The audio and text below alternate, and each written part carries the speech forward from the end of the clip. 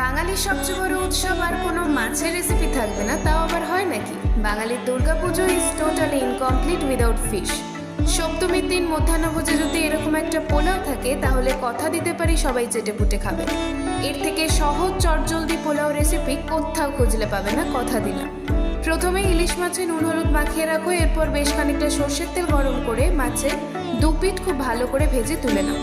এরপর ওই মাছ ভাজার তেলে কয়েকটা গোটা কাঁচা লঙ্কা আর কিছু থেতো করে রাখা গোলমরিচের ফোড়ন দাও। এরপর একটা পাত্রে নুন এবং বেশ খানিকটা হলুদ জল দিয়ে গুলে নাও। ওই হলুদ গোলা জল এবার কড়াইতে দিয়ে ফুটতে দাও যতক্ষণ না মশলা থেকে তেল ছেড়ে আসে। এরপর মিশিয়ে দাও আগে থেকে সেদ্ধ করে রাখা ভাত মশলার সাথে ভালোভাবে মিশলে তাতে পরিমাণ মতো চিনি আর কিছুটা কিশমিশ দিয়ে আরও একবার মিশিয়ে নাও। সবশেষে উপর থেকে ভাজা ইলিশগুলো সাজিয়ে কম আঁচে 10 মিনিট মতো স্টিম করলেই তৈরি ইলিশের তেল পোলাও।